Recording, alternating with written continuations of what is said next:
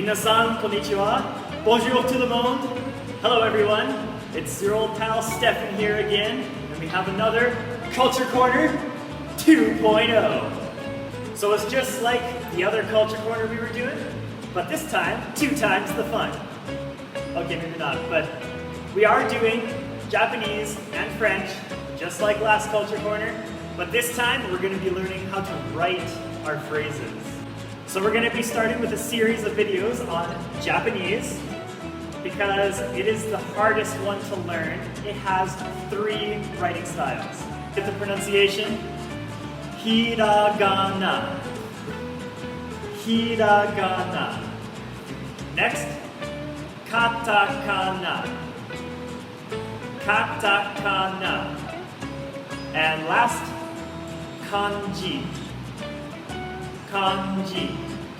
So, hiragana is like the OG of the Japanese alphabet.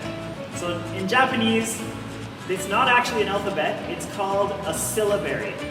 So what a syllabary is that one letter, or basically one character, stands in for a syllable. So this would be like their original syllabary. Katakana was made afterwards, and this is for any word that is borrowed in Japanese. So what do I mean by borrowed? Well, let's think about English. In English, we borrow words all the time. For example, rendezvous. A rendezvous comes from French. So French rendezvous, maybe I could write this down. So a French rendezvous means go there, or like, you go. So basically in English we took it to mean that's where we'll meet. Another example would be like karate. So in English we say karate, well that comes from Japanese, so that's a borrowed word. So this katakana, this is for any word in the Japanese language that is borrowed. And last we have kanji.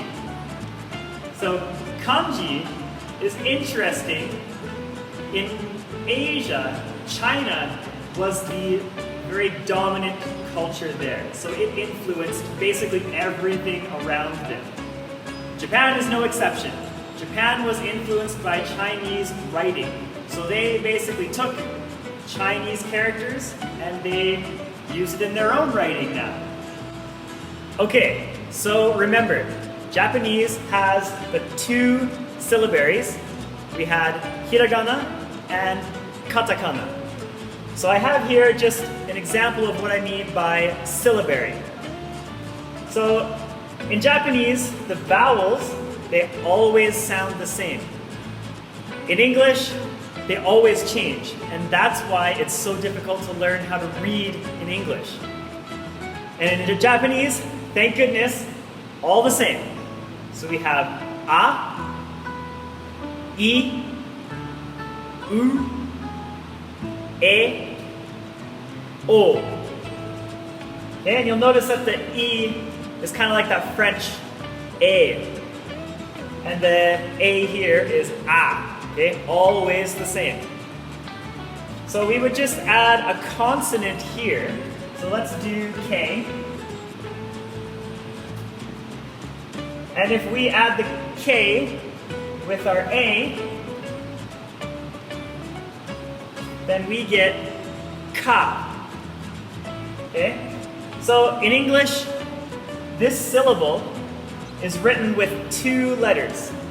In Japanese, in the syllabary, they would only have 1 symbol to represent this syllable.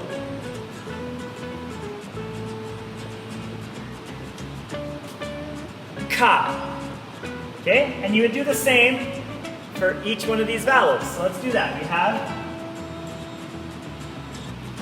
ki, ku, ke, ko. Okay, so vowels always the same. So that's it for this lesson. I hope you had fun. I know I did. And we're going to be taking a deeper look into this Japanese syllabary here, these symbols, in our next lesson. So please join me then.